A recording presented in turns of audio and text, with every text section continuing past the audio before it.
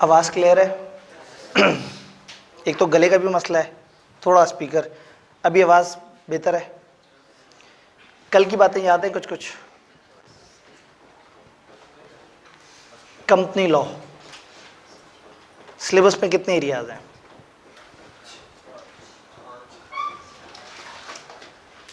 भाई ने बहुत परेशानी से मेरी तरफ देखा। 5 और 6 में कंफ्यूज थे, उन्होंने 4 कह दिया। उन्हें ठीक है जी। तो कितने एरियाज हैं? 5। चैप्टर्स कितने हैं हमारे? 12 चैप्टर्स हैं। ठीक है, इससे आगे जाके पूछना थोड़ा सा जुल्म होगा, लेकिन किबला पहला वाला जो जोन है उसमें कौन कौन से चैप्टर कुछ मोटे मोटे याद आ रहे हैं? वो जो 15 1 है, 2 और 5, तो वो तो वैसे ही 1 to 5 वो तो याद रह जाता है। तो 1 to 5 पहला। दूसरे वाले में कौन से थे? ये भी एक तारीखी सा वो है दिन, 9/11। तो 9 और 11 ये सेकंड जोन था 15 से 20 का, और तीसरा 12। फिर बाकी वाले ज़रा थोड़ा सा इस वक्त मुश्किल हो जाएंगे, या ना? ऐसा ना हो कि आप लोग फिर बहुत ही परेशान हो जाए। तो एक मैनेजमेंट का एरिया है जिसमें डायरेक्टर्स मीटिंग वगैरह आते हैं, चैप्टर 3, 4 और 8, और फिर जो बच जाते हैं वो 6, 7, 10, वो एक और एरिया है। ठीक है, क्या करना है? कितने दिन क्लास होगी? 3 दिन क्लास होगी धड़ाधड़। सैटरडे को क्या होगा? पहले सैटरडे को क्या होगा? छुट्टी होगी। उसके बाद सैटरडे को टेस्ट हुआ करेगा इंशाल्लाह। और क्या ये 1.5 घंटे की क्लास से हम कम पढ़ रहे होंगे या ज़्यादा पढ़ रहे होंगे रवायती क्लास से? हम रवायती क्लास से हमारे पास ज़्यादा टाइम अवेलेबल होगा। कल हमने उसकी कैलकुलेशन समझने की कोशिश की थी। घर जाके कितना पढ़ना होगा? अब घर जाके कितना पढ़ना होगा इसके ऊपर कुछ वो इफ्स एंड बट्स हैं। जो एक रेगुलर क्लास होती है उसमें घर जाके 50 मिनट पढ़ना होता है।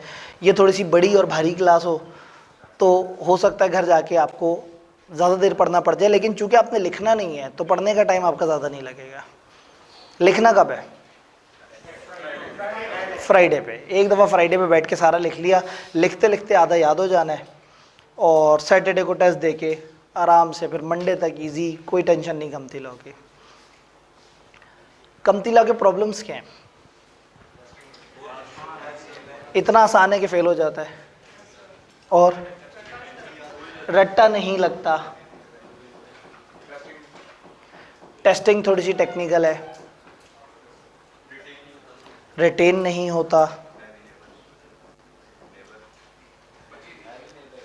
मैं समझा नहीं, यहाँ पे क्या वर्ड आया? Heavy neighbours. ठीक है जी, इसके नेबर्स काफ़ी हैवी हैं। और बस जी, बच्चे इजी ले जाते हैं। अगेन वही बात है कि इतना आसान है कि फेल हो जाता है। तो आपके पास कुछ ऐसा मज़ीद टाइम नहीं है जो हम गुजार सकें, अब हमें पढ़ना पड़ेगा। कंपनी और सोल ट्रेडर या पार्टनरशिप वगैरह में हमने फ़र्क देखने की कोशिश की थी। कल आप लोगों ने 2-3 मेन फीचर्स बताए थे। आपने कहा था कि जी कंपनी एक अलग एंटिटी होती है और सोल ट्रेडर या पार्टनरशिप अलग एंटिटी नहीं होती। दूसरा आपने बताया था कि कंपनियों में लिमिटेड लायबिलिटी होती है जबकि सादा बिजनेसेस में लिमिटेड लायबिलिटी नहीं होती। तीसरी चीज़ आपने बताई थी, परपेचुअली इसमें लोग बदलते रहते हैं। कंपनी के शेयर होल्डर आते रहते हैं, जाते रहते हैं, बदलते रहते हैं, लेकिन पार्टनरशिप या सोल ट्रेडर में ऐसा नहीं होता। वहाँ पे ओनर चेंज होने से पूरा का पूरा इदारा बंद हो जाता है, नया इदारा बनाना पड़ता है। कोई कन्फ्यूजन कल तक की बातों में? देखते हैं जी, इसको हैंडआउट्स के फॉर्म में देखते हैं। किताब जब तक नहीं आती तब तक आपको हैंडआउट्स मिलते रहेंगे। तो हमारी आपसे ज़्यादा ख्वाहिश है कि जल्दी से जल्दी किताब आ जाए, ताकि हैंडआउट्स के बजाय किताब तो मिलनी है, हैंडआउट्स पे तो ना खर्चा लगे। फीचर्स ऑफ कंपनी, हम कहते हैं सोल ट्रेडर क्या है? An individual who owns and run his or her own business. वो इंडिविजुअल जो अपना ज़ाती बिजनेस चला रहा है वो सोल ट्रेडर है। Law does not recognise the business as a separate person. Law इस बंदे को सेपरेट पर्सन के तौर पर रिकॉग्नाइज नहीं करता। ये पर्सन पर्सनली लायबल है डेट्स ऑफ द बिजनेस के लिए। तो इसका मतलब सोल ट्रेडर है, अकेला बंदा जो अपना बिजनेस चला रहा है, लॉ इसको सेपरेट पर्सन काउंट नहीं कर रहा, और यही शख्स जो है वो पर्सनली लायबल है, जितनी भी डेट्स हैं इसके लिए खुद जिम्मेदार है, और चाहे इसके बिजनेस के पास उतने एसेट्स नहीं भी हैं तो भी ये जिम्मेदार है। 3 करोड़ का बिजनेस और 5 करोड़ का लॉस हो गया है तो 3 करोड़ बिजनेस में से निकलेगा और 2 करोड़ इसको पर्सनली देना पड़ेगा। तो फिर पार्टनरशिप्स क्या आते हैं, आपने से पहले पढ़ा, ग्रुप ऑफ पर्सन हैं, इंडिविजुअल्स हैं, मिलजुल के बिजनेस कर रहे होते हैं। पार्टनरशिप को भी लॉ पर्सन रिकॉग्नाइज नहीं करता। जब हम कहते थे पार्टनरशिप प्रॉपर्टी मतलब सबकी कंबाइंड प्रॉपर्टी, हम कहते थे पार्टनरशिप का एक्ट मतलब पार्टनर्स का एक्ट, पार्टनर को नोटिस दिया मतलब फर्म को नोटिस दिया। तो फर्म यानी कि पार्टनरशिप और पार्टनर्स आपस में अलग अलग नहीं है, one and the same thing है। तो पार्टनरशिप को लॉ पर्सन रिकॉग्नाइज नहीं करता। तीसरी चीज, पार्टनर्स पर्सनली लायबल हैं jointly with other partners for debts. Individual अकेला था, यहाँ पार्टनर्स जॉइंटली लायबल हैं, लेकिन लायबल अनलिमिटेड ही है। बिजनेस का अगर नुकसान हो गया तो पहले पार्टनरशिप के हिसाब से बिकेंगे, फिर भी पूरा नहीं हुआ तो क्या होगा, पार्टनर्स के हिसाब से बिकेंगे। डन। कंपनियों में क्या होता है, इतने बड़े बच्चों को वो बताना चाह रहे हैं कि कंपनी क्या है। वो कहते हैं कंपनियों में जो कैपिटल ऑफ कंपनी है रिप्रेजेंटेड बाय शेयर्स। कंपनियों का जो कैपिटल है वो किस तरह से रिप्रेजेंट होता है, शेयर्स की फॉर्म में। अगर आपको एक कंपनी का मालिक बनना है, हिस्सेदार बनना है, तो आप उसके मार्केट से जाके शेयर्स खरीद लेते हैं। जब आप शेयर्स खरीद लेते हैं तो आप उतने शेयर्स के मालिक बन जाते हैं। ऑर्डिनरी शेयर होल्डर्स इसके ओनर है। कंपनीज एक्ट 2017 इसको रेगुलेट करता है। आखिरी बात, कंपनी एक लीगल पर्सन है सेपरेट फ्रॉम इट्स ओनर। अपने ओनर से अलग एक सेपरेट पर्सन है। कंपनी एक अलग वजूद रखती है, उसके ओनर्स अलग वजूद रखते हैं। कंपनी अपने नाम से टैक्स पे करेगी, कंपनी का अपना प्रॉफिट एंड लॉस स्टेटमेंट बनेगा, कंपनी खुद से एसेट्स खरीदेगी, कंपनी किसी पे लीगल केस कर सकती है, कंपनी पे कोई लीगल केस कर सकता है, कंपनी के कॉन्ट्रैक्ट कंपनी के नाम पे होंगे। यानी कंपनी नामी इंसान, जैसे मैंने कहा ना पीटीसीएल एक इदारा है, वो अपने नाम में एक इंसान है। पीटीसीएल टैक्स पे करेगा, पीटीसीएल चीज़ें खरीदेगा, पीटीसीएल कॉन्ट्रैक्ट्स करेगा। तो पीटीसीएल नामी इंसान एक जेन्युइन इंसान है जो कि एक रेगुलर तरीके से सारी चीज़ों को लेके चल रहा है। इस कॉन्सेप्ट को हम डॉक्ट्राइन ऑफ कॉर्पोरेट पर्सनैलिटी भी कहते हैं।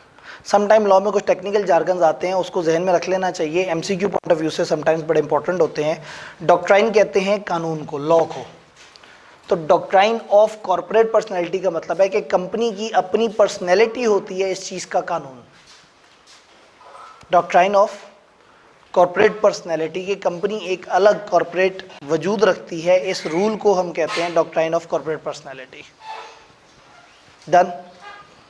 भाई साहब ने आज मुझे पढ़ाने नहीं देना।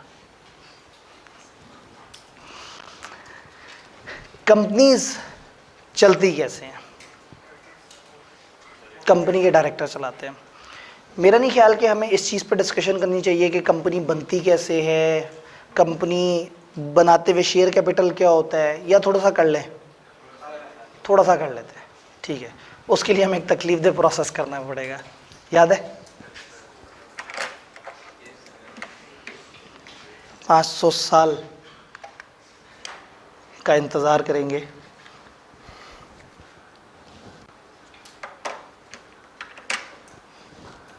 बंदा वजू करके आ जाए।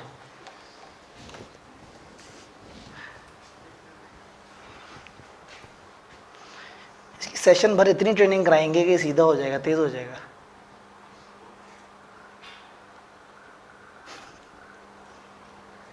इसी को पता 1.5 घंटे की क्लास है। अच्छा है बच्चे जाना थोड़ा सा इजी रहे। लीजिए हमारे पास ज़रा बोर्ड ज़्यादा अवेलेबल हो गया है। ABCD 4 लोगों ने सोचा कि मिलके एक कंपनी बनाते हैं। जब कंपनी बनाएंगे तो कंपनी को पैसे की ज़रूरत है। पता ही लगा कि जो कंपनी बनाना चाह रहे हैं ये कंपनी 10 लाख रुपए से चलेगी। 10 लाख को आपकी अकाउंटिंग की इंग्लिश सरकारी ज़बान में 1 मिलियन कहते हैं। तो हमें समझ आ गया कि हमें 1 मिलियन का कैपिटल चाहिए। 1 मिलियन का कैपिटल चाहिए। ये 4 लोग हैं जो कंपनी शुरू करने लगे हैं। पार्टनरशिप में क्या होता था, 2 बंदे कहते थे हम सर्विस प्रोवाइड कर देंगे, दो कह देते थे हम पैसे दे देंगे, मिलजुल के काम शुरू हो जाता था। आपस में कोई profit and loss sharing ratio तय कर लेते थे। कंपनी में ऐसा नहीं होता, कंपनियां कमर्शियल है, कंपनी में ओनर बनने के लिए पैसे लगाने पड़ते हैं। तो ये कंपनी क्या करेगी, कंपनी के ये 10 लाख शेयर कैपिटल है, कंपनी में अगर इन्होंने मेंबर बनना है, ओनर बनना है, तो इनको इसको तकसीम करना होगा। इन्होंने क्या किया, इस 10 लाख को डिवाइड कर दिया ₹10 के 1 लाख शेयर्स में।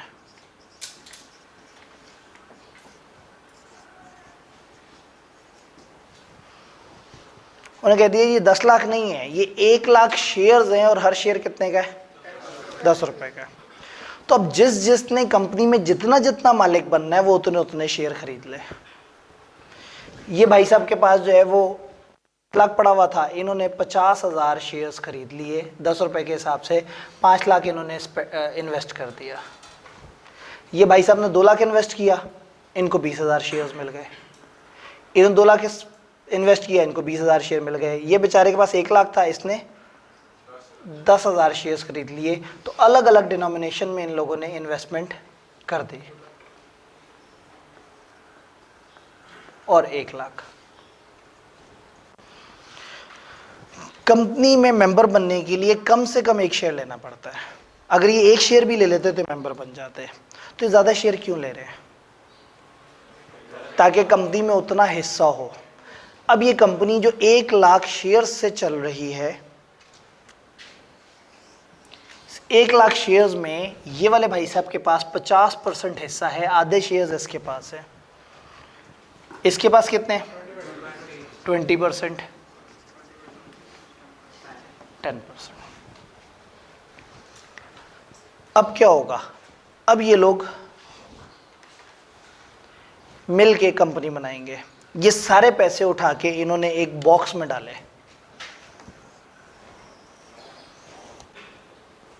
इस बॉक्स में 1 मिलियन पड़ा हुआ है और ये इस बॉक्स को प्यार से कहते हैं कि ये कंपनी है। आर्टिफिशियल पर्सन है ना, कंपनी का वजूद ही कोई नहीं है। कंपनी तो एक वर्चुअल सी चीज़ है ना, नज़र तो आती नहीं कंपनी। कंपनी कौन है, ये 4 लोग। आज की डेट में यही 4 लोग हैं ना। अभी तो कोई इनके पास बिल्डिंग भी नहीं है। तो for the purpose of example समझे कि इन्होंने एक डब्बा पकड़ा और उस डब्बे के अंदर 1 मिलियन डाल दिया और कहा कि इसमें अब हमारी कंपनी पड़ी हुई है। 10 लाख रुपए की डब्बा कंपनी बना दी और इस डब्बे के हम हिस्सेदार हैं। मैं 50% हिस्सेदार हूं, मैं 20% हूं, मैं 20% हूं, मैं 10% हूं। और ये कंपनी अलग है और ये लोग अलग है। तो डब्बे में पैसे डाल के साइड पे जाके बैठ गए और अब देख रहे हैं कि ये क्या करता है डब्बा। सेपरेट लीगल पर्सन है, लेकिन प्रॉब्लम ये है कि सेपरेट लीगल पर्सन को चलाना भी तो है, लेकिन कौन चलाए। हमारे पास तो, हमने तो पैसे सारे डाल दिए। भाई मेंबर बनने की क्या शर्त थी, पैसे, ये लो पैसे, 5 लाख उठा के डब्बे में डाल दिए और साइड पे हो गए। पार्टनरशिप में क्या होता है, कुछ सर्विस प्रोवाइडर होते हैं, कुछ कैश प्रोवाइडर होते हैं। सर्विस प्रोवाइडर एक्टिव पार्टनर्स होते हैं, वो काम करते रहते हैं। कैश वाले ज़्यादातर साइलेंट होते हैं, पीछे बैठे रहते हैं। शो रन होता है और एंड पे वो प्रॉफिट्स को आपस में 3-4 हिस्सों में डिवाइड कर देते हैं, जो एग्रीड परसेंटेज होती है। यहाँ एक बात तय है, प्रॉफिट हमेशा उस परसेंटेज में मिलेगा जो इनकी ओनरशिप की परसेंटेज है। तो जब मिलना ही उतना परसेंटेज है तो मैं मेहनत क्यों करूं, मैं क्यों कंपनी को चलाऊं। डब्बा है ठीक है। तो अब अगर इनमें से कोई 1-2 बंदों ने कंपनी चलाने की कोशिश की तो वो कहेंगे कि ठीक है हम आके कंपनी चलाते हैं, हमें उस काम की तनख्वाह चाहिए। तो शायद कुछ लोग इनमें से, फॉर एग्जांपल इनमें से 2 लोग आए और वो आके कहेंगे ठीक है जी हम कंपनी की मैनेजमेंट को संभाल लेते हैं। तो जब वो कंपनी की मैनेजमेंट को संभाल लेंगे तो वो बन जाएंगे डायरेक्टर्स। सारे ओनर्स डायरेक्टर्स नहीं होते और जरूरी नहीं कि डायरेक्टर इन्हीं में से आए। हो सकता है ये तनख्वाह पे कुछ लोगों को बुला लें और तनख्वाह डब्बा देगा, डब्बे में पैसे पड़े हुए। ये पैसे कुछ लोग इन्वेस्ट करेंगे, कुछ इन पैसों को मैनेज करेंगे, इससे कमा के देंगे, खुद भी खाएंगे, इनको भी खिलाएंगे। इसमें 1 मिलियन पड़ा हुआ है। इस 1 मिलियन से कंपनी शुरू हुई। फॉर एग्जांपल हमने डायरेक्टर्स की तनख्वाह तय की कि डायरेक्टर्स को साल का 2-2 लाख मिलेगा। 2 लाख ईच पूरे साल का। 10 लाख से काम शुरू हुआ, बिजनेस आइडिया इनका अच्छा था, ये जिस बिजनेस आइडिया पे काम कर रहे थे इन्होंने उसमें 10 लाख डाला, थोड़ी सी एफर्ट की, डायरेक्टर ने दिन रात मेहनत की और वो बिजनेस 10 लाख से ग्रो करके 18 लाख पे चला गया। सेशन के एंड पे इनके पास 18 लाख था, जो कि सेशन के स्टार्ट में 10 लाख था। तो इन्होंने टेक्निकली कुछ प्रॉफिट जनरेट कर लिया। कितना प्रॉफिट जनरेट कर लिया? 8 लाख। हमें समझ आ रहा है कि इन्होंने 8 लाख का प्रॉफिट जनरेट कर लिया, लेकिन इस प्रॉफिट में से बाकी खर्चे निकले हुए हैं, डायरेक्टर्स के पैसे अभी तक नहीं निकले। तो हमने कहा ठीक है जी, मिस्टर ए आपके 2 लाख माइनस कर देते हैं, मिस्टर बी आपके 2 लाख माइनस कर देते हैं, क्या बच गया? 4 लाख। ये 4 लाख वो प्योर प्रॉफिट है जो मेंबर्स में तकसीम होना है, मेंबर्स। अब भूल जाएं कि ए डायरेक्टर भी था। अगर ए डायरेक्टर था, ए मेहनत कर रहा था और डी मेहनत नहीं कर रहा था, तो हमने इनको बराबर कर दिया, जो मेहनत कर रहा था उसको तनख्वाह दे दी उस काम की। अब इनको जो प्रॉफिट डिवाइड करना है वो उस रेशियो में डिवाइड करना है जो रेशियो इनकी शेयर्स में। 4 लाख। अब ये एक दिन बैठे, इन्होंने कहा लो जी 4 लाख का अब हमारे पास प्रॉफिट हाथ में आ गया, इसको डिवाइड करते हैं, और आपस में बैठ के सोचा कि क्या सारा 4 लाख निकाल लें, अगली बार फिर 10 लाख से कहानी शुरू करें, या एक काम करते हैं इसमें से 2 लाख कंपनी में इन्वेस्ट कर देते हैं, 2 लाख बाहर निकाल लेते हैं। तो हुआ ये कि इन्होंने इसमें से 2 लाख साइड पे उठा के रिजर्व्स में डाल दिया, और ये 2 लाख को सोच लिया कि ये डिस्ट्रीब्यूटेबल प्रॉफिट है, इसको हम डिवाइड करेंगे। किस रेशियो में डिवाइड करेंगे? वो जो रेशियो है, यानी अगर मैं ए बी सी और डी की बात करूं तो परसेंटेज थी 50%, 20%, 20%, 10%। 2 लाख को डिवाइड करते हैं, क्या बनेगा? 1 लाख, 40,000, 40,000, 20,000। बहैसियत मेंबर इनको जो डिविडेंड मिला, डिविडेंड क्या चीज होती है?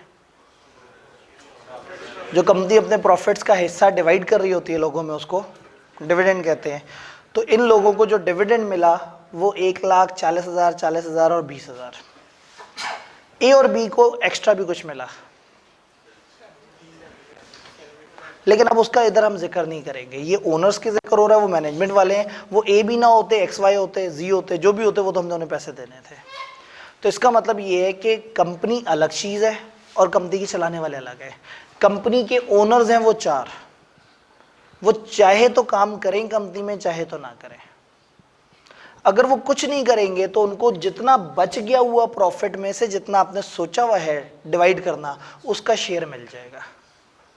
लेकिन जो आगे बढ़ के इंतजामिया में घुसेगा, काम करेगा और आपस में तय हुआ होगा कि वो डायरेक्टर है, तो वो डायरेक्टर बनने के एक्स्ट्रा पैसे, अलाउंस, उस तरह की चीज़ें लेगा, और फिर एंड पे बहैसियत मेंबर भी डिवीजन लेगा। पार्टनरशिप में कुछ काम कर रहे होते थे, कुछ पैसे लेके आते थे, सम टाइम हम पैसे पे इंटरेस्ट रखते थे, सम टाइम काम करने वालों को सैलरी देते थे, लेकिन ये यूनिवर्सल रूल नहीं था। यूनिवर्सल रूल था कुछ नहीं तय हुआ तो सब बराबर है, इनको एक जैसा शेयर मिले। बट कंपनी एक इस तरह की पार्टनरशिप है जो शेयर कैपिटल पे चल रही है। अब आपको ये टेंशन ही नहीं है, कल को ए अपने 50,000 शेयर में से 15,000 उठा के मिस्टर वाई को दे दे, तो मिस्टर वाई 5वें पार्टनर बन जाएंगे, और एंड पे जब यहाँ डिवीजन हो रही होगी तो मिस्टर ए को 35% मिल रहा होगा और 15% का एक और पार्टनर आ जाएगा यहाँ। तो इसका मतलब है कंपनी, इस डब्बे को इससे फर्क नहीं पड़ता कि वहां 4 लोग हैं या 400 लोग हैं। पार्टनरशिप को फर्क पड़ता था, वही ओनर होते थे, वही चला रहे होते थे, वही सब कुछ होते थे। कंपनी ऐसी नहीं है। कंपनी एक सेपरेट लीगल एंटिटी है, कंपनी का अपना एक वजूद है। अब ये बॉक्स जो है, इसने 1 मिलियन से काम शुरू किया और by the end of session इसमें 2 लाख मजीद ऐड हो गया और बाकी बॉक्स से बाहर निकल गया। जो 8 लाख प्रॉफिट आया था, 2-2 लाख पहले डायरेक्टर्स को चला गया, फिर 2 लाख मजीद डिविडेंड के तौर पे बढ़ गया और 20 लाख 2 लाख इसमें ऐड हुआ। अब अगली दफ़ा आपका जो इक्विटी होगी, नेटवर्थ होगी, वो 12 लाख होगी। कैपिटल आपका अभी भी 1 मिलियन है। कैपिटल और इक्विटी का फर्क तो बताने की ज़रूरत नहीं है। क्या होता है कैपिटल? वो इनिशियल या सब्सिक्वेंट अमाउंट है जो उन्होंने इंजेक्ट की होती है, और इक्विटी कंपनी की टोटल वर्थ होती है। तो जैसे मैंने ये काम शुरू करवाया इस डब्बे से 1 मिलियन से, और आज इस डब्बे के अंदर 1.2 मिलियन पड़ा है, तो इसकी वर्थ अब 12 लाख हो चुकी है। लेकिन शेयर कैपिटल जो है, जो लोगों का हिस्सा अंदर डला हुआ है, वो 10 लाख है। हाँ, लेकिन जब कंपनी बंद होगी तो ये 12 लाख सब में डिवाइड होगा, और अगर ये 12 नहीं है, 4 लाख रह गया, तो ये 4 लाख डिवाइड होगा। तो कंपनी में दिस कैन हैपन कि चीज़ें प्लस माइनस हो जाएं। मेरा एक सवाल है, ये 10 रुपए का शेयर था, मिस्टर ए ने 15% शेयर बेचने हैं, साल गुजरा है, उसने 15% अपने शेयर्स, ये मतलब टोटल का 15% बेचने हैं। फॉर एग्जांपल उसने 15,000 शेयर बेच देने हैं, क्या वो 10 रुपए का शेयर बेचे? Market price. ये मार्केट की प्राइस कैसे सेट होती है?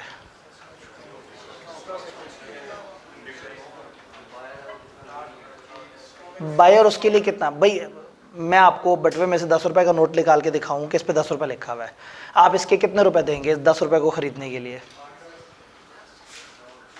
तो क्या आप 11 रुपए देंगे वो 10 रुपए खरीदने के लिए? तो कागज पे 10 रुपए लिखा हुआ है। चले, मेरा 10 रुपए का कागज तो 10 ही रहेगा। ये शेयर एक ऐसी चीज है जो कमा के दे रहा है। डिवाइड कितना प्रॉफिट हुआ है? 2 लाख। और नंबर ऑफ शेयर्स कितने थे? तो इसका मतलब है हर शेयर ने 2 रुपए प्रॉफिट कमाया। तो अगर मैं 15,000 शेयर किसी को बेच रहा हूं और मुझे पता है कि ये साल में 2-2.5 रुपए प्रॉफिट कमा लेते हैं, तो 12 से तो कम मुझे सोचना ही नहीं चाहिए। और जो आज शेयर पकड़ लेगा वो आगे बड़े अरसे तक 2-2, 2.5 रुपए कमाता रहेगा।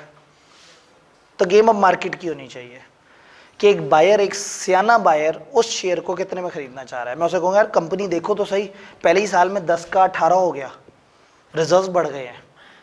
मैंने कंपनी शुरू की थी 10 लाख पे, तुम जिस कंपनी के मालिक बन रहे हो उसकी 12 लाख वर्थ है, कंपनी की वर्थ भी बढ़ी है। यानी आज अगर कंपनी तकसीम हो जाए, बंद हो जाए, तो हर बंदे को 12-12 रुपए मिलने हैं, 10-10 रुपए नहीं मिलने। और ऊपर से ये जालिम देती भी हर दफ़ा 2-2, 2.5 रुपए। तो मैं जिसको शेयर बेच रहा हूँ मैं कहूँगा मैं 25 का बेचूंगा, वो कहेगा दोबारा सोच लो। मैं कहूँगा मैंने सोच लिया है, मेरी 10 रुपए की एक ऐसी मज़ेदार चीज़ है जो हर साल 2-2 रुपए जनरेट भी करके देती है। और जब कंपनी बंद हो, जो बड़ी हुई वर्थ हो, तो हो सकता है 5 साल बाद कंपनी बंद हो तो कंपनी से ही तुम्हें 25 रुपए मिल जाए वापस, और जो सालाना कमाया वो अलावा। तो शेयर में 2 तरह की अप्रिसिएशन होती है, एक वो जो उस पर डिविडेंड आता है, एक जो उसकी वैल्यू अप्रिशिएट होती है जस्ट बिकॉज के कंपनी की वर्थ बढ़ रही है। तो टेक्निकली जितनी प्रॉफिट मेकिंग कंपनी होती है उतना ही ज़्यादा उसके शेयर्स में फिर ज़रा ईज होती है कि हाँ भाई उसकी शेयर की ट्रेडिंग हो सकती है। तो मार्केट में शेयर खरीदने वाला ये सोचता है कि मैं वो शेयर खरीदूं जो स्टेबल हो, वो कंपनी जो बंद ना हो रही हो, और वो शेयर जिस पे एक अच्छे डिविडेंड आए, और कल को मैं कंपनी के अंदर अपनी वोटिंग पावर एक्सरसाइज करूँ। क्योंकि यही शेयर होल्डर हैं, यही ओनर हैं, ये तो 4 लोग हैं, हो सकता है 4,000 हो। ये कंपनी क्या सिर्फ डायरेक्टर्स चलाएंगे? क्या मेंबर्स को कभी भी नहीं घुसने देंगे कंपनी में? होगा। कुछ जगह लॉ कह देगा कि ये अहम फैसला है, असल ओनर्स को बुलाओ, वो बैठे, वो फैसला करेंगे। तो फिर उन मेंबर्स की मीटिंग बुलाई जाएगी, वो आएंगे, बैठेंगे, और फिर फैसला होगा। क्या बात समझ आ रही है?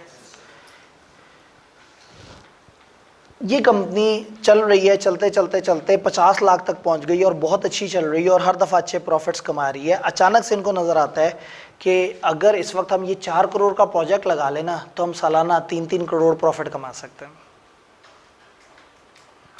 चल कितने से रही है? 50 लाख से। ओनर से पूछा हाँ भाई क्या हालात है, 4 करोड़ देते हो? उन्होंने कहा नहीं, इतनी कैपेसिटी नहीं है। लेकिन ये पता है कि अगर आज 4 करोड़ आ जाए तो कंपनी बहुत तूफानी हो जाएगी। क्या करें?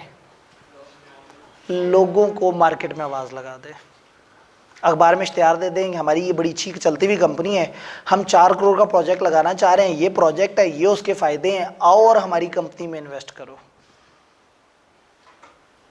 किस प्राइस पे, जो कंपनी की वर्थ है उसके हिसाब से अंदाज़ा लगा लेंगे और हम एक प्राइस ऑफर कर देंगे कि जी इस प्राइस पे आओ और हमारी कंपनी का शेयर ले लो। कंपनी के हालात थोड़े कमज़ोर चल रहे हैं तो डिस्काउंट पे देना पड़ सकता है, अच्छे चल रहे हैं प्रीमियम। मेरी अजम्पशन ये है कि आपने FR1 पढ़ा हुआ है, तो ये जो मोटे मोटे से ये लफ्ज़ हैं आपको फ़ौरन से समझ आ जाते हैं। तो आप मार्केट में लोगों से कहेंगे, वो आएंगे, वो खरीदेंगे और कंपनी के शायद शेयर होल्डर हो जाएं फिर 5000। तो एग्जिस्टिंग शेयर होल्डर शरीकों को आने क्यों देंगे?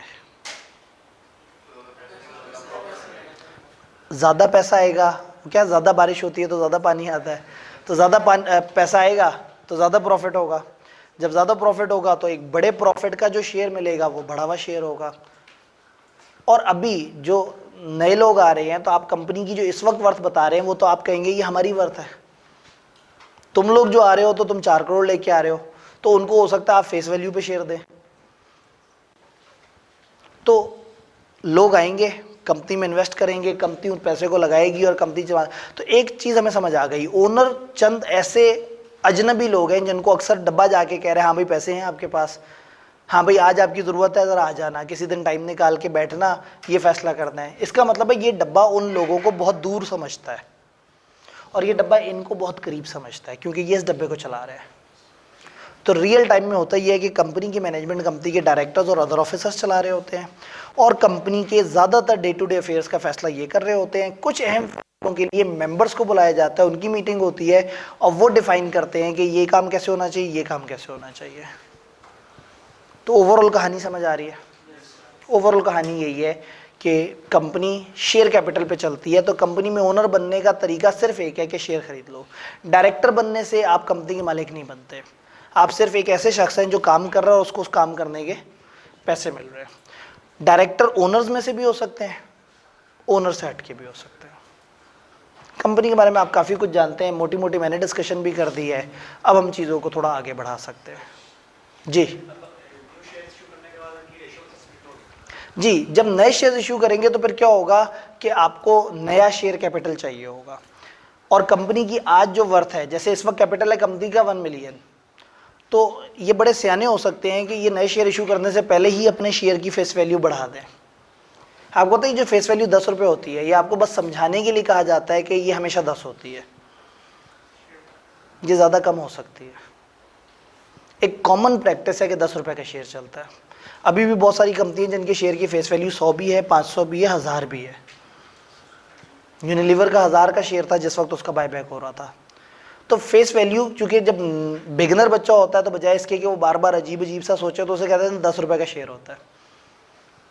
तो शेयर की कोई भी डिवीज़न हो सकती है, तो हो सकता है आने वाले बंदों के आने से पहले ये लोग अपने शेयर की वैल्यू बढ़ा दे। कंपनी अगर 10 लाख से 50 लाख तक चली गई है तो ये कहें हमारे पास 50 रुपये वाला शेयर है, या इस वक्त ये 10-10 रुपये टोटल रिजर्व्स को उठा के शेयर कैपिटल में डिवाइड कर दें, आपको बोनस इश्यू कर दे, तो 50 लाख के शेयर्स इन लोगों के पास आ जाए। फिर 4 करोड़ उधर से आएगा तो 4 crore plus 50 lakh grand total बनेगा, वहां से नई परसेंटेजेस निकलेंगी। इनको जो जिस तरह से कंपनी शुरू की थी उससे तो एज मिलेगा, लेकिन ओवरऑल इनकी परसेंटेज गिर जाएगी, क्योंकि बहरहाल 50 लाख और 4 करोड़ में 4 करोड़ काफ़ी बड़ा है। लेकिन इनको दुख नहीं है उस बात का, क्यों?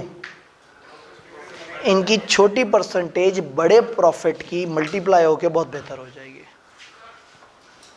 तो अक्सर लोग कंपनियों में नए शेयर होल्डर आने पे इसलिए खुश हो जाते हैं कि चलो ठीक है हमारी वर्थ बढ़ गई है, अब हमें ज़्यादा बेनिफिट मिलेगा।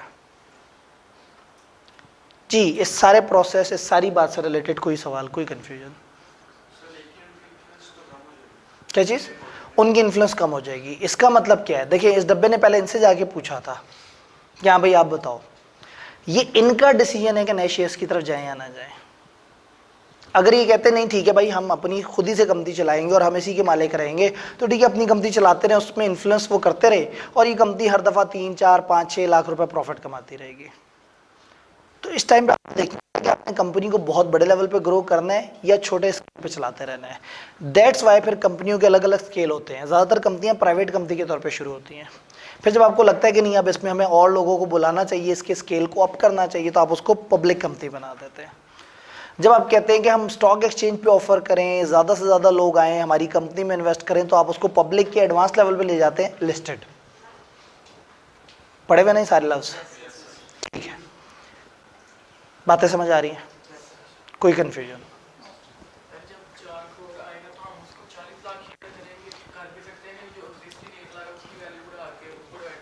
जी, अब क्या होगा कि हम टोटल कंपनी की वर्थ, यानी कि हम कहेंगे कि इस वक्त 50 लाख पड़ा हुआ है कंपनी में, और फॉर एग्जांपल हमने रिजर्व्स 50 लाख में क्या होगा, 10 लाख शेयर कैपिटल की मद में पड़ा होगा, 40 लाख रिजर्व। एक तरीका ये है कि रिजर्व से उठा के बोनस शेयर इशू करवा दें इन्हीं को ही, ये 50 लाख के शेयर। तो अब कंपनी का एग्जिस्टिंग शेयर कैपिटल होगा 50 लाख, और नया जो आया 4 करोड़, तो मिला के बन जाएगा 4.5 करोड़। और अब इसके हिसाब से डिवीजन होगी कि किस किस ने कितना कितना इन्वेस्ट किया है, वो नई परसेंटेज बनेगी। जी, ऑल डन? ठीक है जी, स्लाइड पे से देखते हैं, और उसके लिए हमें एक तकलीफ दे प्रोसेस से गुजरना है। इंशाल्लाह इस वक्त ज़्यादा तकलीफ। ये वाली बातें हम लोगों ने की हुई थी। Companies are manage by their director, इस एक जुमले के लिए कितनी सारी एफर्ट हो गई। तो कंपनियां बेसिकली जो चलती हैं कंपनी के डायरेक्टर्स की तरफ से चलती हैं, डायरेक्टर्स कंपनीज को चला रहे होते हैं। कंपनी के डिस्टिंग्विशिंग फीचर्स क्या हैं?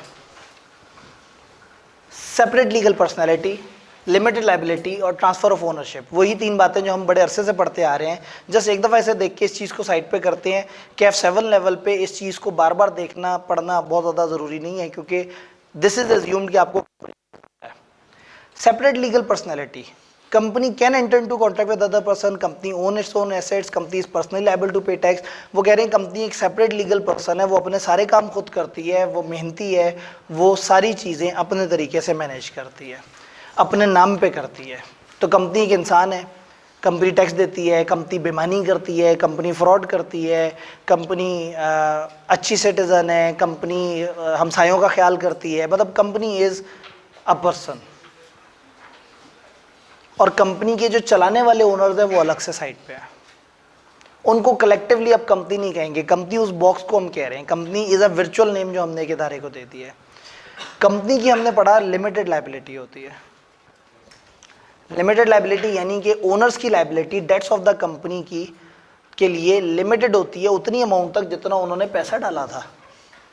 ये कंपनी बंद होगी, भाई मैंने तो कंपनी 10 लाख की 18 लाख तक पहुंचा दी फ़ौरन से, कंपनियां डूब भी तो जाती हैं। 10 लाख से शुरू हुई, साल के अंदर इतने लॉसेज हुए कि 1.5 लाख रुपए पे बंद करनी पड़ गई। अब लोगों को बकाया कितना मिलेगा? 1.5 लाख। किस रेशो में मिलेगा? जो उनकी रेशो थी। तो नुकसान हो गया, ए का भी नुकसान हो गया, बी का भी, सी का भी, डी का। अगर कुछ ना निकलता तो कितना नुकसान होता? सारा। अच्छा, 10 लाख उसके अंदर पड़ा हुआ था और उसने एक लाइबिलिटी ऐसी बुक की जिसपे उसको 20 लाख रुपए देना पड़ेगा कंपनी को। वो जालिम लोग आएंगे, डब्बा खोलेंगे, उसमें से 10 लाख निकाल लेंगे और फिर इधर उधर देख रहे होंगे कि और कहीं पैसे मिल जाए। फिर डब्बे को 2-3 टांगे मारेंगे, डब्बे को आग लगा देंगे और चले जाएंगे, क्योंकि डब्बे में पैसे रखने वाले तो साइड पे खड़े हैं, नज़र ही नहीं आ रहे। इनका बड़े से बड़ा नुकसान ये होगा कि डब्बे में इनका जो असल सरमाया था ना वो डूब गया। तो कंपनी के जो ओनर्स हैं उनकी लायबिलिटी नॉर्मली लिमिटेड होती है उस अमाउंट तक जो अमाउंट उन्होंने इन्वेस्ट की है, उससे ऊपर उनको नुकसान नहीं पहुंच सकता। और कंपनी को कंपनी की शेयर कैपिटल से ऊपर नुकसान नहीं पहुंच सकता। कंपनी में जितना पड़ा हुआ है कंपनी में से वो सारा निकाल लें, कंपनी बंद हो जाएगी। इससे ऊपर कंपनी घर से लाके नहीं पैसे दे सकती, क्योंकि कंपनी तो डब्बा है, डब्बे के तो वालदेन ही नहीं है। तो पार्टनरशिप में लोग घर से पैसे लाके देते थे, यहाँ घर से पैसे लाने की जरूरत नहीं है, जो पैसा आपने लगाया बस वो डूब जाएगा। क्लियर? क्या ये सारी बात यहाँ तक समझ आ रही है? Transfer of ownership and perpetual succession. कंपनियों में ओनरशिप का कॉन्सेप्ट है, ओनरशिप ट्रांसफर होती है। परपेचुअल सक्सेशन, मिस्टर ए ने अपने शेयर्स में से कुछ उठा के मिस्टर वाई को दे दिए थे and we were very happy कि ठीक है जी मिस्टर वाई भी मेंबर बन गए। इसका मतलब है कि कंपनी, वो डब्बा अपना काम करता जा रहा है, ये अपना काम करते जा रहे हैं। ये 4 से 400 हो गए, 500 हो गए, 600 हो गए, कंपनी को फ़र्क नहीं पड़ता। कंपनी को तो डायरेक्टर लोग चला रहे हैं, उनको अपनी तनख्वाहें मिल रही हैं। इसका मतलब है ओनर्स के आने से या ओनर्स के जाने से कंपनी को फ़र्क नहीं पड़ता। तो कंपनी, कोई भी लीगल पर्सन कंपनी में शेयर्स खरीद सकता है। इवन एक कंपनी दूसरी कंपनी के शेयर्स खरीद सकती है।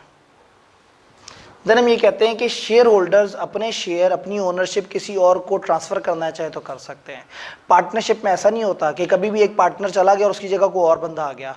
सबकी रजामंदी ज़रूरी होता था, डीड चेंज करनी होती थी, नया बंदा आता था, पुराना जाता था, नई परसेंटेज तय होती थी, नई बार्गेनिंग होती थी। कंपनी में ऐसा नहीं है, कोई भी बंदा अपना हिस्सा किसी दूसरे के नाम पे करके निकल जाए, इवन कंपनी को भी मत बताए। हाँ, लेकिन जब उस नए बंदे को प्रॉफिट का हिस्सा चाहिए होगा तो उसे कंपनी को बताना होगा कि मैं भी मेंबर हूँ। ये शेयर होल्डर और मेंबर में क्या फ़र्क होता है?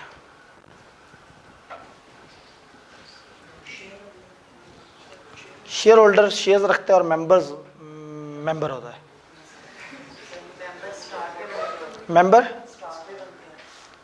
मेंबर स्टार्ट में बनते हैं, शेयर होल्डर बाद में बनते हैं। मामला नाजुक हो गया। कैफ 7 तक पहुंचे हुए नौजवाना ने मिलत, शेयर होल्डर और मेंबर में फ़र्क है। इन्होंने एक होम्योपैथिक नुस्खा दे दिया। इन्होंने कहा मेंबर शेयर होल्डर होता है और शेयर होल्डर मेंबर हो भी सकता और नहीं भी हो सकता। नुस्खा सही है, जवाब सही है, लेकिन फ़र्क अभी भी नहीं समझ आया।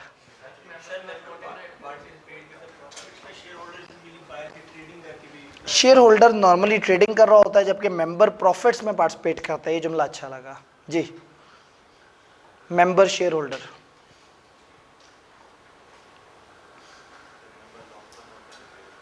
शेयर होल्डर तो लफ्ज़ से बड़ा क्लियर है, सिर्फ शेयर को होल्ड करके। मैंने मार्केट से शेयर खरीदा, 2 दिन बाद बेच दिया, मैं 2 दिन के लिए शेयर होल्डर था, लेकिन मैं कंपनी का मालिक बनने की ख्वाहिश नहीं रखता था। मैंने कंपनी को नहीं बताया कि उस बंदे का इंदराज हटा दो और मेरा नाम सिस्टम में डाल दो, मैं नया मालिक बन गया हूँ, क्योंकि मैंने सिर्फ शेयर लेना था और शेयर आगे दे देना था। तो शेयर होल्डर इज समवन जिसके पास शेयर है। हो सकता है एक बंदे के मरने पे उसके बच्चों को शेयर मिल जाए। अब हो सकता है उनमें से कुछ बच्चे शेयर ना रखना चाहें, मार्केट में बेच के आगे निकल जाए। मेंबर उस शख्स को कहते हैं जो कंपनी का मालिक बनना चाहता है। अगर वो एक शेयर होल्डर है, अगर शेयर उसके पास आ गए हैं तो उसे वो शेयर अपने नाम पर रजिस्टर करवाने होंगे कंपनी के रिकॉर्ड में। तो जब कंपनी अपने रजिस्टर ऑफ मेंबर्स में उसका नाम लिख लेगी कि हाँ ये हमारे नए मेंबर शामिल हो चुके हैं, उस दिन वो मेंबर बनेगा। तो शेयर होल्डर इज एनीवन जिसके पास शेयर है, और मेंबर वो वाला शेयर होल्डर है जो चाहता है कि मेरा नाम कंपनी के रिकॉर्ड में आए, ताकि मुझे डिविडेंड मिला करे, ताकि मीटिंग्स में मुझे बुलाया करे, मेरा नाम कंपनी के पास मौजूद हो। तो समटाइम लोग मार्केट से शेयर खरीद के बेच देते हैं और कंपनी तक इन्फॉर्मेशन भी नहीं जाती कि किसने खरीदा और किसने बेचा। क्या ये बात समझ आ रही है? नहीं जी। तो ये सारी डिस्कशन वो है जो हमारी अजम्पशन है कि कैफ 7 के बच्चों को पहले से पता होना चाहिए। तो अब नई बात शुरू करते हैं जी। ठीक है, अगर एक शेयर होल्डर है उसे डिविडेंड मिलना चाहिए, तो क्या उसे मिलेगा? नहीं मिलेगा, क्योंकि वो मेंबर ही नहीं है। रजिस्टर में नाम तो किसी और का है। कथक सिंह के पास शेयर्स पड़े हुए थे और वो गज्जू मत्ता में रहता था। कंपनी के पास रिकॉर्ड में आ रहा है कथक सिंह गज्जू मत्ता का रहायशी और उसका एड्रेस आ रहा है। जिस दिन डिविडेंड देना था, कंपनी ने कहा ज़रा देखते हैं हमारे पास मेंबर्स कौन कौन से हैं। देखते देखते देखते कथक सिंह गज्जू मत्ता उसका एड्रेस आ रहा था, भेज दिया डिविडेंड, जबकि कथक सिंह ने 2 दिन पहले शेयर बेच दिए। तो इसका मतलब है कि ख़रीदार अगर चाहता है कि वो शेयर्स के फुल बेनिफिट ले तो उसे क्या करना होगा? अपने नाम पे ट्रांसफ़र करना होगा। फिर कंपनियां भी चाहती हैं कि ऐसे झगड़े ना हो, तो कंपनियां बुक क्लोजर करती हैं। कंपनियां ना अनाउंस करती हैं अखबार में कि हम डिविडेंड और इस तरह की चीज़ देने लगे हैं, तो जिस जिसने अपने नाम का इंदराज करना और जिस जिसने माइनस करवाना है वो करवा ले। आगे हर छोटी छोटी बात पे तो हमने चैप्टर पढ़ना है। चैप्टर 1 क्या है? कंपनी क्या होती है, कितनी तरह की होती है। चैप्टर 2 कंपनी बनती कैसे है, कंपनी के बनने का पूरा प्रोसेस। चैप्टर 3 कंपनी के डायरेक्टर्स कौन होते हैं, उनके क्या रूल्स हैं। चैप्टर 4 कंपनी के ऑफिसर्स कौन होते हैं, वो कंपनी में क्या रोल प्ले करते हैं। चैप्टर 5 शेयर कैपिटल क्या होता है, कितनी किस्मों का होता है और उसके साथ क्या क्या किया जा सकता है। चैप्टर 6 मार्केट से अगर आपने शेयर इशू करने हैं, लोगों को बुलाना है, तो उसका क्या प्रोसेस है। चैप्टर 7 अगर आपने लोन्स वगैरह में डील करना है तो उसका क्या सिस्टम होगा, इसको मॉर्गेजेस एंड चार्जेस कहते हैं। चैप्टर 8, अगर आपने ओनर्स की मीटिंग बुलानी है तो उस मीटिंग के क्या रूल होंगे और वो किस तरह से मीटिंग में पार्टिसिपेट करेंगे। चैप्टर 9, मेंबर्स को डिविडेंड कैसे मिलेगा। चैप्टर 10, कंपनी की इन्वेस्टमेंट्स और इस तरह के मामलात किस तरह से होंगे। चैप्टर 11, ये कंपनी अकाउंट्स कैसे बनाएगी, और चैप्टर 12 पे उन्होंने कहा ये कंपनी बंद कैसे होगी। तो 1-2 में कंपनी शुरू करके सारे काम करवा के और चैप्टर 12 में मार भी दी। तो ये 12 चैप्टर्स हैं। ये बिजनेस लॉ की तरह से नहीं है कि हम 6-8-7-8 लॉ पढ़ रहे हैं और हर लॉ का अपना एक मिजाज है। हम एक ही लॉ पढ़ रहे हैं विच इज कंपनीज एक्ट। सिर्फ चैप्टर 6 में एक नया लॉ नजर आएगा, सिक्योरिटीज एक्ट, जो कि उस प्रोसेस में हमें कंपनी लॉ की तरह की गाइडेंस देगा। तो इसका मतलब है कि कैफ 7 बहुत सिंक है। कैफ 4 में हर चैप्टर अलग था। आपने अगर फ्री कॉन्सेंट पढ़ा हुआ है, समझा हुआ है, तो उसकी आपको सारी समझ है। उससे पीछे उससे आगे के चैप्टर नहीं भी पता तो you are good to go. But company में आपको पता होना चाहिए कंपनी क्या है, कंपनी रजिस्टर होते हुए जो डॉक्यूमेंट्स हैं वो क्या हैं, उनका क्या रोल होता है, फिर कंपनी आगे शेयर्स किस तरह से इशू करती है। तो कंपनी लॉ में ये सारे चैप्टर्स एक दूसरे को सपोर्ट करते हैं। आप एक ही थीम पढ़ रहे होते हैं और उसकी अलग अलग पोर्शंस पढ़ रहे होते हैं। तो आपने थ्रू आउट इस सिलेबस में ये देखना है कि कंपनी क्या है और कैसे काम करती है। डन, यहां तक बात समझ आई। ये हमारे कल का टॉपिक था जिसको हमने रिपीट किया। आज तो पढ़ाई शुरू होगी। 1.5 घंटा वैसे ही बहुत होता है, बंदा बड़ा कुछ पढ़ सकता है। लें जी, कंपनियों की टाइप्स में सबसे पहले वर्ड कंपनी। कंपनी किसे कहते हैं, कंपनी किसे कहते हैं। A company formed and registered under this act or the company law। पूरे लॉ में जब जब वर्ड आएगा ना कंपनी, तो उस कंपनी का क्या मतलब होगा, अ थिंग जो रजिस्टर हुई हुई है। यानी इसका मतलब है कि हमने कहा था ना पार्टनरशिप में कुछ भी 3-4 लोग मिलकर काम करना शुरू कर दें, एक कागज पे आपस में तय कर ले, रजिस्टर कराना जरूरी नहीं है। बट कंपनी में रजिस्ट्रेशन कंपल्सरी है। कंपनी उसे कहेंगे which is formed and registered. किस तरह से रजिस्टर, अंडर दिस एक्ट और कंपनी लॉ। इस एक्ट में या कंपनी लॉ में। अब इस एक्ट से क्या मुराद है, कंपनियों का कानून पाकिस्तान में कंपनीज एक्ट 2017 कहलाता है। मौजूदा कानून ये है, इससे 1 साल पहले 2016 में एक ऑर्डिनेंस आया था, कुछ अरसे बाद वो फारिग हो गया था। उससे पहले 1984 में एक ऑर्डिनेंस था, उससे पहले 1935 में एक एक्ट हुआ करता था। तो ये सारे कंपनी लॉ कहलाते हैं। तो जो मौजूदा लॉ है कंपनियों का वो है कंपनीज एक्ट 2017। तो कंपनी किसे कहेंगे, formed and registered under this act और द कंपनी लॉ। वैसे हमारी क्लास का ये विजिबिलिटी वाला मसला बड़ी जल्दी सॉल्व होने वाला है, क्योंकि मुझे समझ आ गया है कि रमज़ान में बच्चे सुकून से ही आएंगे और रमज़ान के बाद वैसे ही कुछ प्लस माइनस हो जाते हैं। आपको पता है रमज़ान के बाद क्या है, तो फिर डायरेक्टली फिर 1-2 दिन बाद ऊपर वाले कमरे में शिफ्ट हो जाएंगे। उधर एलईडी लगी हुई है, हर रंग अलग से नज़र आएगा। ये जो है ना, ये इसको तो हमें हॉल वाले के लिए ज़रा बड़े सेटअप का करना था, तो वो आप हॉल वाले रहे ही नहीं, जिनके चक्कर में हॉल था वो हवा दे गए। अच्छा, आपकी क्लास और ऑडिट की क्लास में थोड़ा सा फ़र्क है, लेकिन बच्चे उनके ज़रा ज़्यादा आ रहे हैं, वो ज़्यादा सीरियस हो गए हैं। या आप लोग अगर अभी ग्रुप ए और बी की कन्फ्यूजन में, ठीक है। तो कल उधर मैंने सोचा कि चलो उधर भी इतने ही कम बच्चे आए होंगे, लेकिन उधर ज़्यादा आए हुए थे। वो शायद उनको यकीन है कि अब हम आखिरी पेपर में आ गए हैं। आप अभी ज़रा सोच रहे हैं, या वो लोग जो अभी ऑनलाइन सिर्फ लेक्चर देख रहे हैं वो भी सोच रहे हैं कि रमज़ान में क्या करें। अच्छा, रमज़ान में बंदा हल्का सब्जेक्ट पढ़ता है, भारी नहीं पढ़ता। वो भारी सब्जेक्ट लेने वाले आ गए और हल्का सब्जेक्ट लेने वाले जो है वो कैमरे के पीछे पता नहीं कौन सी रमज़ान को लेक्चर सुन रहे होंगे। ठीक है जी, कंपनी किसे कहेंगे, formed and registered under this act और कंपनी लॉ। तो आपको लगता है कि इतनी थकी हुई सी डेफिनेशन पेपर में आनी चाहिए? क्या पूछेंगे, बताओ कंपनी किसे कहेंगे? आप कहेंगे कंपनी उसे कहेंगे जो कंपनी लॉ में रजिस्टर हुई हो। तो जो इस एक्ट में रजिस्टर हुई हो या कंपनी लॉ में, इन दोनों में क्या फ़र्क है, ये वाला एक्ट या कंपनी लॉ? कंपनी लॉ तो और भी चल रहे थे ना। उन्होंने कहा रिपील्ड कंपनीज एक्ट 1935 वाला, companies ordinance 1984, companies ordinance 2016, company law में सारे लॉ आ गए। And also include this act. ये वाला एक भी शामिल होगा। आगे कुछ अजीब से लफ्ज़ लिखे अभी नहीं पढ़ते। ये एक भी शामिल होगा, पिछले वाले भी शामिल होंगे। तो 4 लॉस को मिला के कम्पनी लॉ कहेंगे। 2017 वाला कंपनीज एक्ट, 2016 वाला कंपनीज ऑर्डिनेंस, 1984 वाला कंपनीज ऑर्डिनेंस, और समथिंग इससे पहले कंपनीज एक्ट जिसका नहीं लिखा 1935 का कंपनीज एक्ट। ये सब कंपनी लॉ है। तो ऊपर वाला जुमला कह रहा है दिस एक्ट और द कंपनी लॉ, या ये वाला एक्ट या कंपनी लॉ। तो इसका मतलब कह रहा है या ये या पुराना कंपनी लॉ। तो जुमला हमें बताएगा। अगर मैं यहाँ ये ना लिखता तो भी काम चल जाता। मैं कहता a company formed under registered under company law. Company law में तो वो चारों शामिल आ रहे हैं। तो अब ये डेफिनेशन बेचारी उलझ गई, इनको अपने आप को ना क्लियर करना पड़ा। उन्हें का कंपनी लॉ 2016 तक तो है, and also include this act unless context provide otherwise. 2017 भी शामिल होगा अनलेस सियाको सबाक से कुछ और वाजे हो रहा है।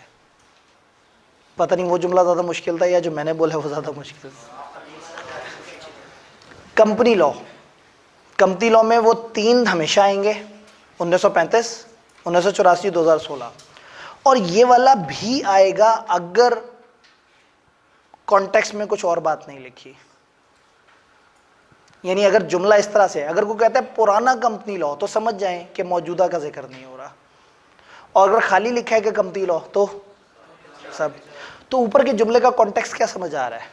A company form and registered under this act या कंपनी लॉ। तो ये जुमला कंपनी लॉ से क्या मुराद ले रहा है? बाकी के 3, क्योंकि दिस एक्ट में रजिस्टर हुई हो या कंपनी लॉ में रजिस्टर हुई हो। तो कंपनी लॉ में ऊपर वाले 3 तो आते हैं, और ये एक्ट भी तब आता है जब तक कि कॉन्टेक्स्ट उसके अगेंस्ट कुछ बात ना करे।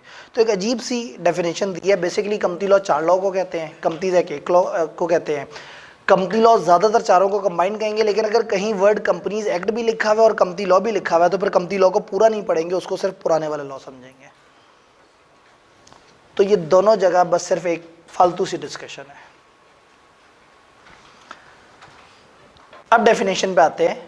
कंपनी किसे कह रहे हैं? जो कंपनी लॉ में रजिस्टर हुई हो। फर्ज करें लॉ में एक जगह जुमला लिखा हो कंपनियों को चाहिए कि वो टैक्स दें, तो बैंकिंग कंपनी वाले जो है ना वो नाचना शुरू कर दें कि हमारी बचत हो गई। कौन टैक्स देगा? कंपनी। कंपनी किसे कहते हैं? जो कंपनी लॉ में रजिस्टर हुई हो। बैंक तो बैंकिंग कंपनी के लॉ में रजिस्टर हुए, इंश्योरेंस अपने लॉ में रजिस्टर हुए, मुदारबा अपने लॉ में रजिस्टर हुआ है। मुल्क से बाहर की कंपनियां पाकिस्तान में आएंगी तो क्या वो रजिस्टर अंडर कंपनी लॉ हुई हैं? नहीं हुई। तो जब हम कहेंगे कि सारी कंपनियां टैक्स दें तो वो कहेंगे पता नहीं किनका जिक्र हो रहा है। कंपनी किसे कहते हैं? जो कंपनी लॉ में रजिस्टर हुआ। तो लॉ ने ना फिर एक बड़ा वर्ड निकाला। जब इन्होंने बोलना होता ना सारी तरह की कंपनी, तो ये वर्ड बोलते हैं बॉडी कॉर्पोरेट। कॉर्पोरेशन भी बोला जाता है उसे, बॉडी कॉर्पोरेट भी बोलते हैं। बॉडी कॉर्पोरेट या कॉर्पोरेशन इंक्लूड 3 चीजें उन्होंने शामिल की इसमें। कौन सी 3 चीजें? Company incorporated under this act और कंपनी लॉ, ये वाली सारी आ गई इसमें, कंपनी लॉ वाली। और कौन सी शामिल है? कंपनी इनकॉर्पोरेटेड आउटसाइड पाकिस्तान, मुल्क से बाहर रजिस्टर्ड भी इसमें शामिल हो गई। तीसरा, body corporate declared as body corporate in relevant statute. Statute किसे कहते हैं? कानून। तो जिसको किसी कानून ने कहा हो कि ये कंपनी है, ये बॉडी कॉर्पोरेट है, वो भी हमारे लिए कंपनी है। द बैंकिंग का लॉ कहता है कि bank should be a body corporate, bank एक कंपनी होनी चाहिए। इंश्योरेंस वाले कहते हैं कि इंश्योरेंस एक कंपनी होनी चाहिए। तो जिसका लॉ कहता है कि तुम एक कंपनी बनो, तो फिर हम यहां से कंपनी के बजाय बड़ा वर्ड इस्तेमाल कर देंगे। हम क्या कहेंगे? Body corporate.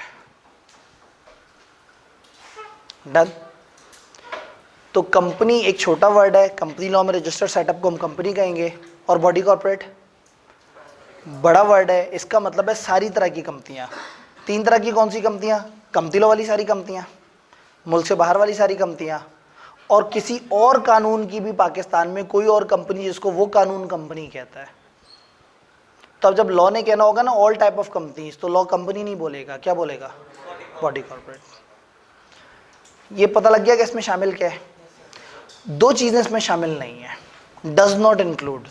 ये जो कोऑपरेटिव सोसाइटी होती है, ये नहीं होती इमदाद बाहमी के लिए कुछ लोगों ने मिलजुल के एक इदारा बनाया हुआ है, वो कोऑपरेटिव सोसाइटी है, वो उस इदारे के लोगों के वेलफेयर के लिए काम कर रहा है।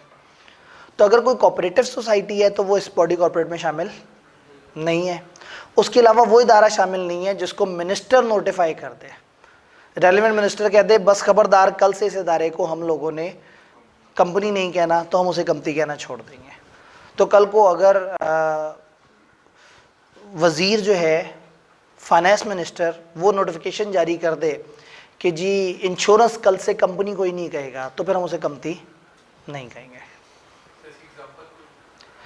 जो बॉडी कॉर्पोरेट जिसको वो कर दे नोटिफाई, ये जो गवर्नमेंट के बहुत सारे इदारे होते हैं, जैसे आपने देखा होगा पीसीबी कंपनी की तरह काम करता है, लेकिन उसे कंपनी कहना गुनाह है।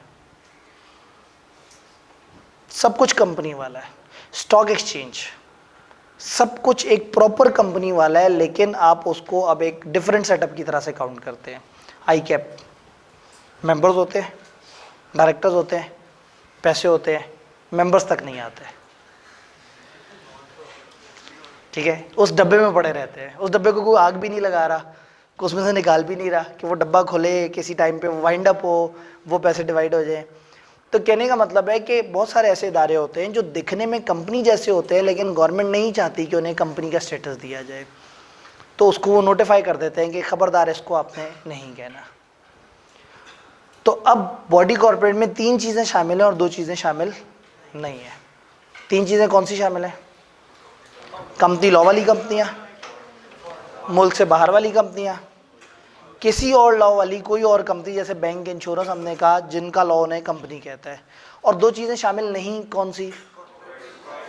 कोऑपरेटिव सोसाइटीज शामिल नहीं है इसमें जो अपने लॉ में रजिस्टर हुई हो, और कोई भी और एंटिटी कंपनी से हट के या कोई भी और लॉ वगैरह से हट के which the concern minister of federal government में बाय नोटिफिकेशन स्पेसिफाई, जिसको कंसर्न रेलेवेंट मिनिस्टर गवर्नमेंट का वो नोटिफाई कर दे कि इसको आपने कंपनी नहीं कहना, तो फिर वो कंपनी नहीं है।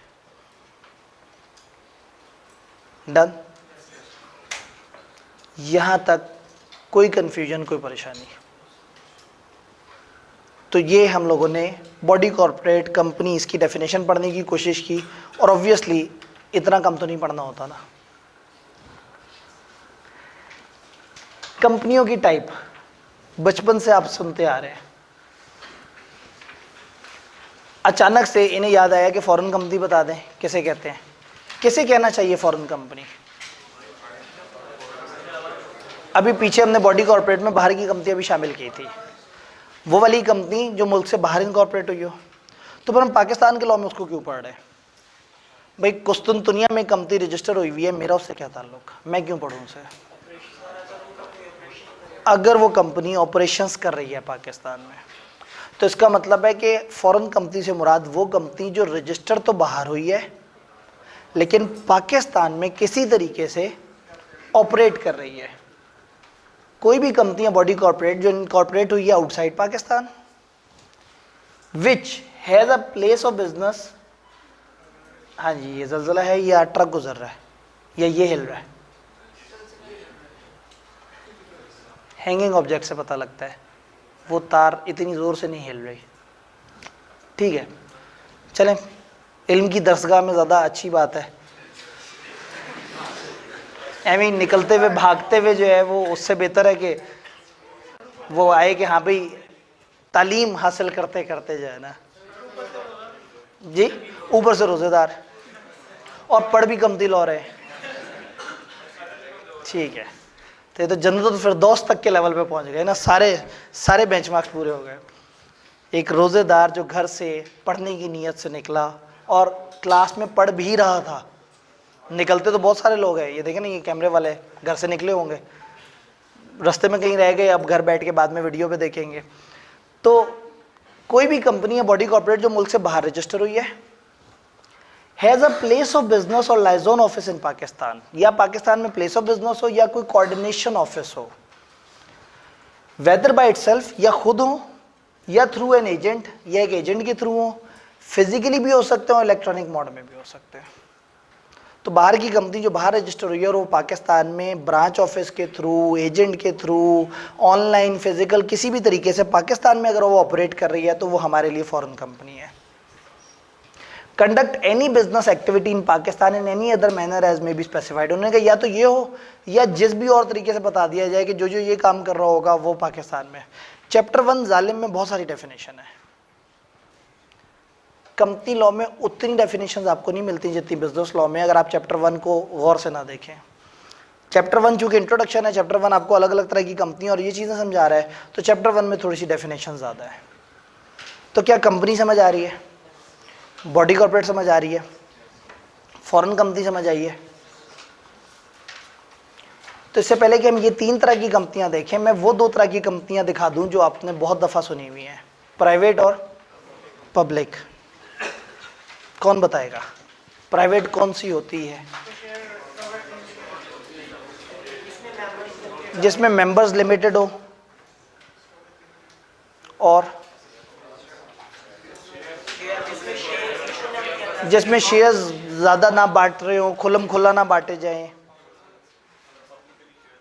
जिसमें पब्लिकली शेयर्स इशू ना हो रहे हो। देखिए, कंपनी बनाते हुए आपके पास हमेशा ऑप्शन होती है कि आप कंपनी पब्लिक बनाएं या प्राइवेट। ज़्यादातर कंपनियां कैसे शुरू होती हैं? 3-4 दोस्त मिलकर कंपनी शुरू करते हैं। एक फैमिली में एक बिजनेस ऑलरेडी चल रहा होता है, वो उसको एक कंपनी की शक्ल देना चाहते हैं। तो अक्सर कंपनियां जब स्टार्ट होती हैं तो प्राइवेट कंपनी के तौर पे स्टार्ट होती हैं, बट आप कंपनी को पहले ही दिन से पब्लिक कंपनी भी बना सकते हैं। प्राइवेट रखने के पीछे कुछ रीजंस होती हैं, कुछ जगह पे कुछ रिस्ट्रिक्शन आप लगा देते हैं। जब आप एक कंपनी बनाते हैं तो उस वक्त थोड़ी सी रिस्ट्रिक्शन ऐसी ऐड कर देते हैं कि कल को कोई भी बंदा आके बीच में मालिक ना बन जाए। याद है हमने कहा था ये लोग जो मर्जी अपने शेयर बेचें, कंपनी को उसका नहीं पता। तो एक कंपनी 7 दोस्तों ने मिलकर शुरू की, सबने उसमें पैसे डाले और पहले दिन एक दूसरे से ये वचन लिया कि हम में से कोई कंपनी छोड़ के नहीं जाएगा।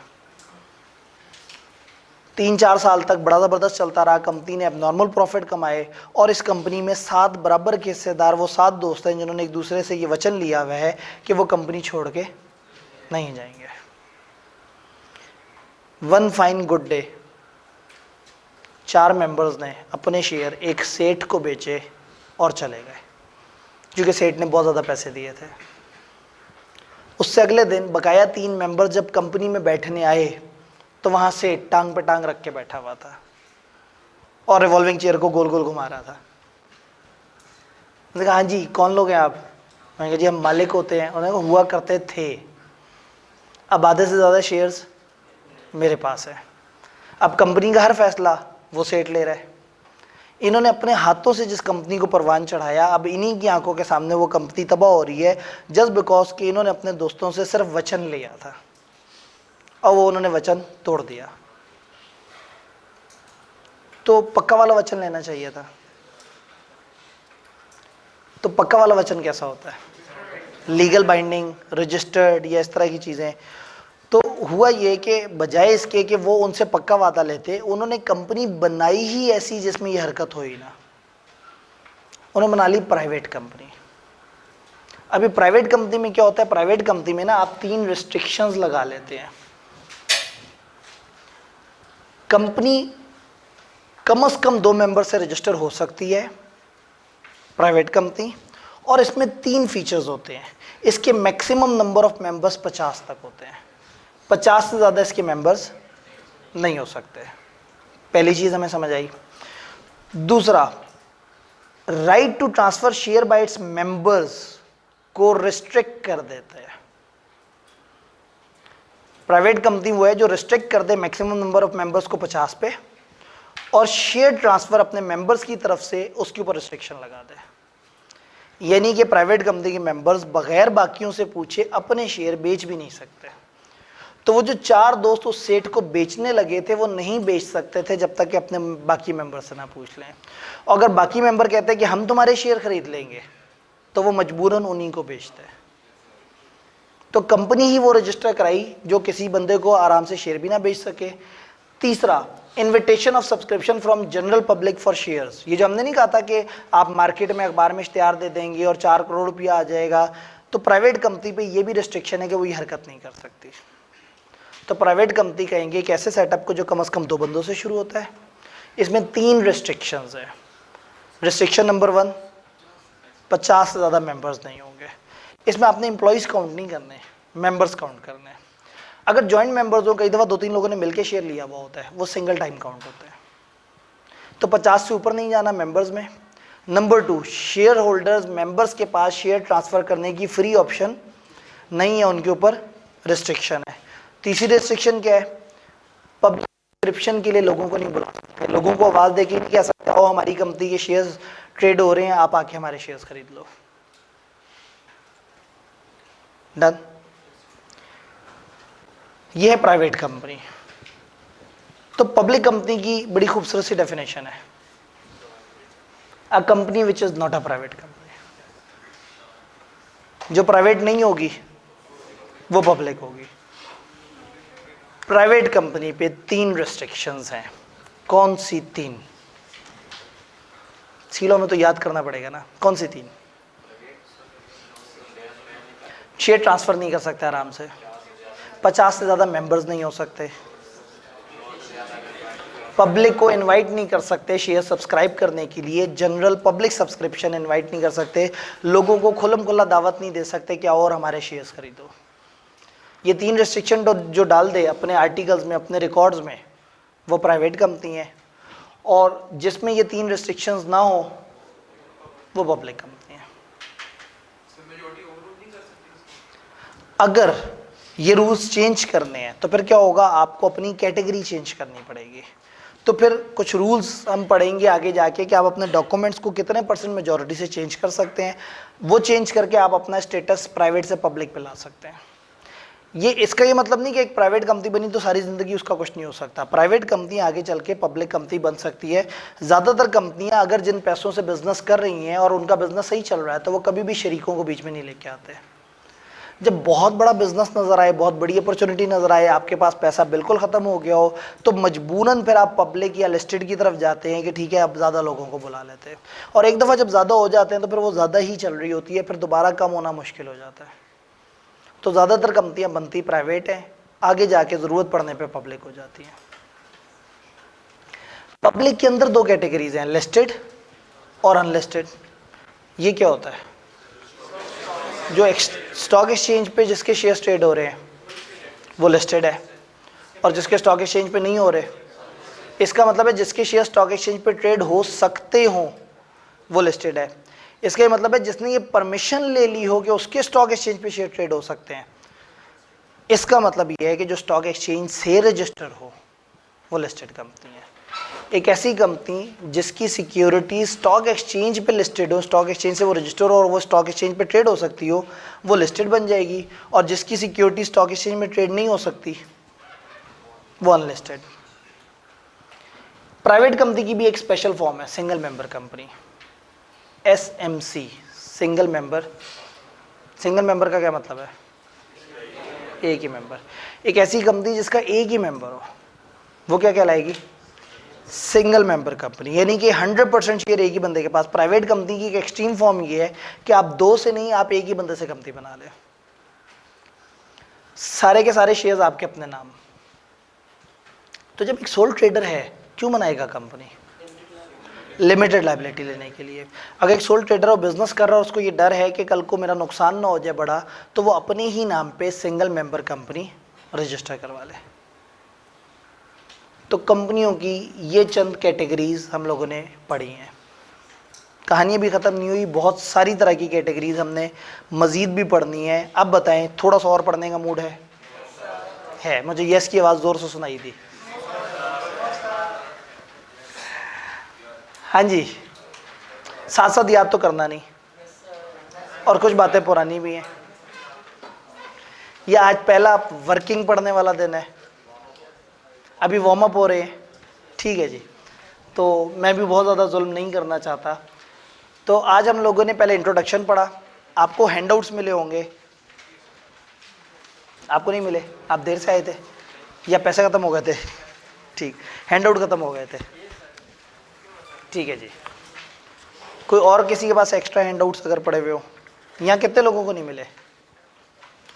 ठीक है, तो बस ये तीन हैंडआउट शायद मिसिंग है, 2 हैंडआउट्स, या इनसे कह देते हैं वो फिर हम टी रूम में अवेलेबल कर दें।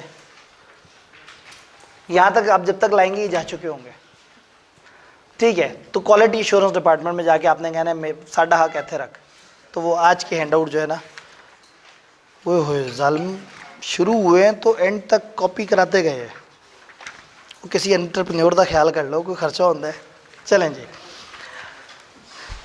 पहले सफ़े पे फीचर्स ऑफ अ कंपनी है, उसको बस एक दफ़ा आपने मुस्कुरा के पढ़ लेना है, उसको ज़्यादा टेंशन नहीं लेनी, क्योंकि ये बेसिक डिस्कशन है कि कंपनी और चीज़ों में क्या फ़र्क होता है, और ये आप लोग जो है वो कैफ 1 से पढ़ते आ रहे हैं कि कंपनी और बाकी बिजनेस में क्या फ़र्क है। नेक्स्ट पेज पे ऊपर एक टेबल आ रहा है, law and governance of company, वो भी आपने नहीं देखना। नीचे टाइप्स ऑफ कंपनी में ये वाला बॉक्स हमने पढ़ लिया, और राइट साइड पे पब्लिक एंड प्राइवेट कंपनी वाला बॉक्स पढ़ लिया। उससे ऊपर वाली बातें अभी हमने नहीं पढ़ी। तो कल इंशाल्लाह ताला हम लोग ये टाइप ऑफ कंपनीज और ये सारी डिस्कशन को जो है वो अपने इंशाल्लाह निपटा देंगे। जी, सवाल है एक भाई का, इसमें क्या है? A company incorporated outside Pakistan, या but does not include, does not include. दो तरह की चीज़ें इसमें शामिल नहीं हैं। एक कोऑपरेटिव सोसाइटी शामिल नहीं है। कोऑपरेटिव सोसाइटी क्या होती है? ये जो नॉट फॉर प्रॉफिट इदारे होते हैं जिन्होंने मिलजुल के इमदाद बाहमी पे काम करना होता है, ये इसमें काउंट नहीं होंगे। यानी अगर एक हाउसिंग सोसाइटी है तो आप उसको बॉडी कॉर्पोरेट नहीं कहेंगे। वो देखने में हाउसिंग सोसाइटी में क्या होता है, मेंबर्स होते हैं, कुछ लोग काम कर रहे होते हैं, लेकिन उन्होंने कहा कोऑपरेटिव सोसाइटी को, ये जो इमदाद बाहमी वाले सेटअप है, उनको आप इसमें काउंट नहीं करेंगे। नंबर 2, उसको काउंट नहीं करेंगे जिसको गवर्नमेंट का मिनिस्टर नोटिफाई कर दे कि ये इसको काउंट नहीं करना। तो जो उसके अंदर सेकंड पॉइंट है वो ये बताना चाह रहा है कि एनी अदर एंटिटी जो कि कंपनी ना हो, इस एक्ट के मुताबिक कंपनी ना हो, इस एक्ट या किसी और लॉ के मुताबिक, which the concern minister of federal government may by notification specify in this behalf, जिसको रेलेवेंट मिनिस्टर स्पेसिफाई कर दे कि हाँ भाई ये काउंट नहीं होगा तो हम उसको काउंट नहीं करेंगे। जी जी, वो कह रहे हैं any other entity not being a company, कोई भी और इदारा जो कि कंपनी नहीं है।